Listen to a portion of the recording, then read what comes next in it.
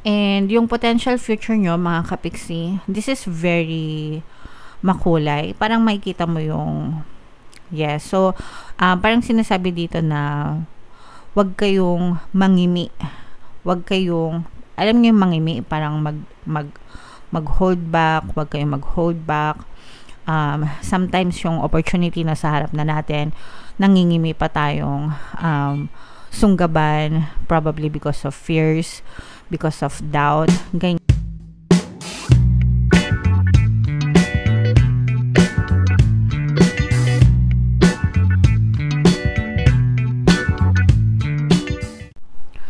Hello guys, hello Virgo, welcome back to Pinoy Pixie Tarot. Ang pamagat ng episode natin for tonight is Story Mo Ba To? Ito ay isang timeless reading para sa Virgo, Sun, Moon, Rising, Sign, and Venus. Sa reading na to guys, titingnan natin where you are right now, mga potential and challenges nyo, what you need to focus on. Your past, present, and future energy guys, mga suggested approach, and yung potential future nyo mga kapiksi. So, shuffle ko yung cards guys, hanapin ko yung energy ng Virgo.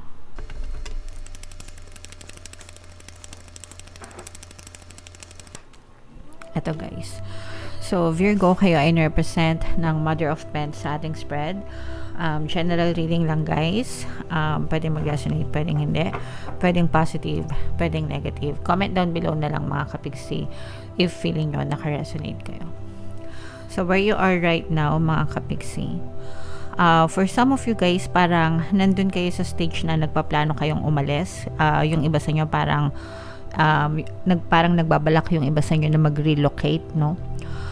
Pwedeng relocate sa trabaho, pwedeng relocate sa bahay, pwedeng relocate sa mga group of people na kinabibilangan nyo. Pero parang you're looking for a change mga kapiksi. Parang naghahanap, nag-explore kayo, ganyan. Parang you are looking for something kung saan kayo belong. Okay? Nagets nyo ba? So, parang, at saka parang naghahanap din kayo. Hindi naman sa naghahanap ng challenge, pero parang tinitingnan nyo pa kung hanggang saan yung pwede nyong marating sa buhay, mga kapiksi. Alright? And mga potential and challenges, this is more on potential, guys. Kasi, the moment na umalis kayo, the moment na matututo kayo. Parang, imagine niyo yung mga ibon, di ba? Mga ibon, mga inakay. Habang hindi sila marunong lumipad, nandun lang sila sa nest. So, yung mga experiences nila, yung mga kinakain nila or mga resources na kailangan nila, binibigay lang ng mother bird, no? Dun sa mga inakay. Pero the moment na lumabas sila ng pugad nila, doon na nila malalaman yung mga bagay na kailangan nila, yung mga dapat nila matutunan. And same with you mga kapiksi.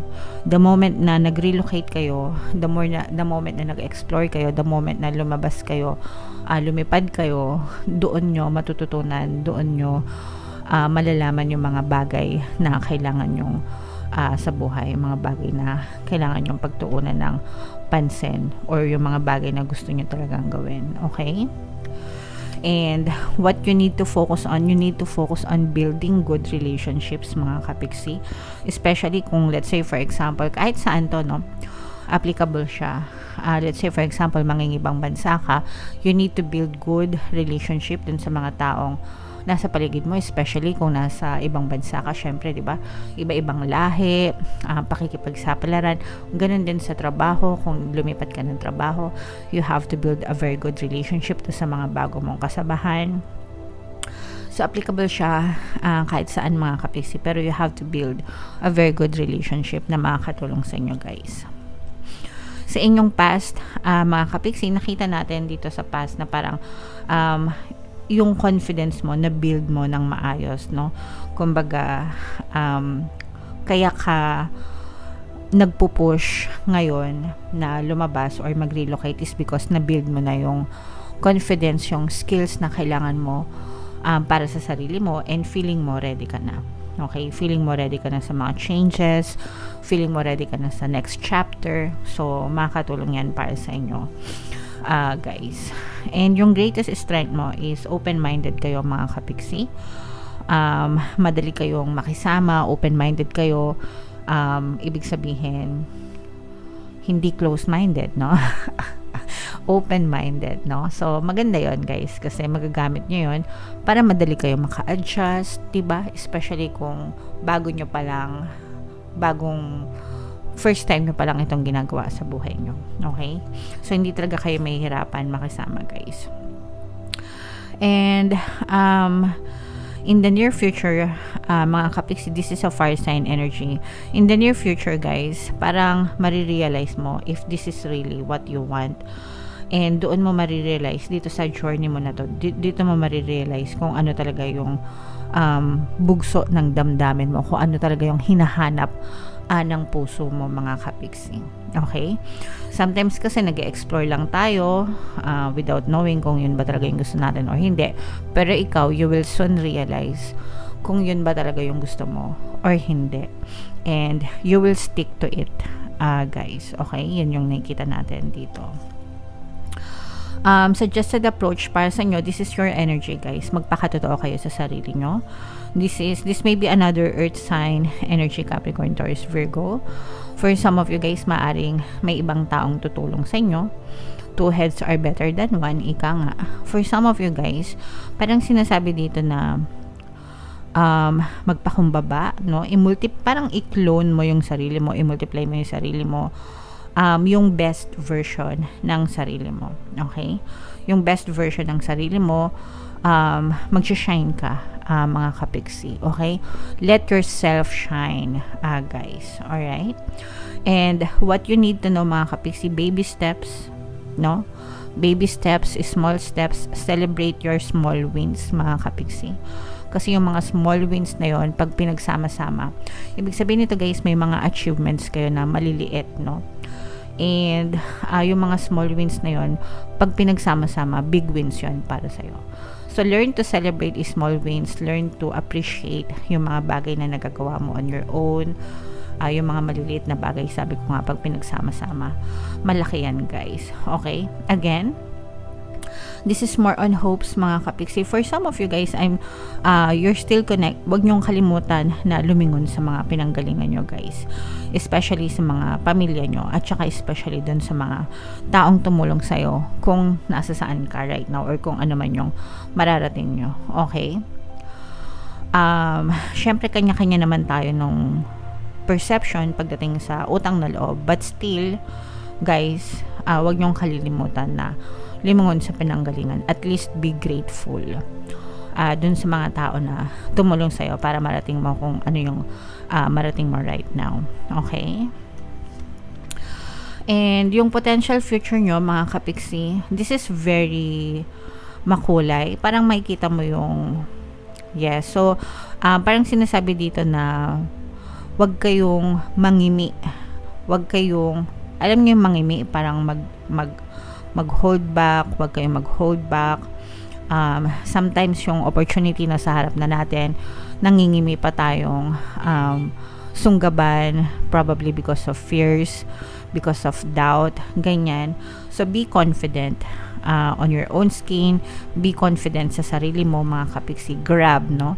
Grab the opportunity habang nandyan pa, mga kapiksi, kasi for some of you, parang minsan lang may dadating na magandang oportunidad sa inyo.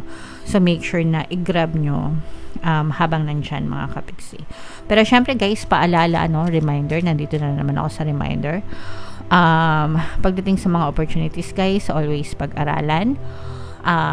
Pag-aralang mabuti para hindi kayo ma-scam, para hindi kayo mapahamak. Iba pa rin yung nag-iingat, guys. Okay? Alright. So, comment down below, Virgo, if feeling nyo naka-resonate kayo dyan. So, tingnan natin yung additional message for you guys. Comment down below, guys, if feeling nyo, story nyo ba to?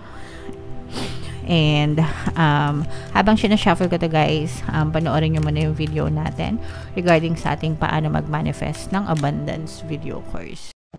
Kapiksi, sawa ka na ba sa mga struggles at hirap sa buhay mo? Masipag ka ba at masikap sa buhay ngunit hindi ka pa rin umaasenso? Ilang beses ka na bang nag-attempt mag-negosyo at mag-invest pero palagi ka pa rin nalulugi? Sa pagkakataon na ito ay maaaring may subconscious beliefs ka na nagiging balakid sa iyong pag-unlad at pagyaman. Introducing, paano mag-manifest ng abundance video course. Dito ay matututunan mo ma-overcome ang mga balakid mo para tuluyan ka ng umunlad, umasenso, sumagana, maging matagumpay, successful at maswerte sa iyong kabuhayan, pera, trabaho, negosyo sa labi at kaperahan ng bonggang-bongga. Dali, mag-send na ng email sa pinoypixie@gmail.com at simulan na ang iyong pagyaman ngayon. Alright, so sa lahat ng gusto mag-avail ng course guys, good news, meron tayong mid-year promo until June 30, magbibigay ako ng 20% na discount. I-avail nyo na guys, sobrang laki ng discount, sobrang ganda ng course. And meron tayong bagong course guys, paano mawala ang third party at magkaroon ng harmonious na relationship. Para yan sa mga kapiksin natin na nagdurusa dahil sa mga kabit, sa third party, sa relasyon nila. Good news guys, opening sale tayo until June 30, 30% discount, sobrang laki ng discount guys, sobrang ganda ng course. I-avail nyo na para mawala na yung mga kabit sa relasyon nyo. Alright. So, Virgo, ito yung additional na message para sa inyo. Unang-una, we have transformation. Ito yung pagbabago, guys. Okay? Itong ginagawa nyo, this is going to bring you an enormous change. Malaking pagbabago. You are experiencing enormous change right now, which brings great blessings. So, itong mga pagbabago na to, guys, malalaking blessings yung magiging kapalit niyan sa buhay mo. So, i-embrace mo yung mga magagandang pagbabago na yan. Wag mong sayangin yung mga opportunities na yan. Sabi ko nga, guys, kasi magaganda at malalaking blessings yung kapalit niyan para sa'yo. Alright? And expect a miracle, mga kapiksino. Have faith. Your prayers have been heard and they are being answered palagi. Basta palagi lang tayo magdasal, guys. Always pray and affirm, and definitely mga kapiksi, talagang dadating yung time na makikita nyo na dinidinig din yung mga dasal nyo and may kita nyo na nagkakaroon ng movement sa inyong physical reality. Okay? Alright. So, comment down below. Lumakas yung ulan, guys. Pasensya na. Comment down below guys if story nyo ba to.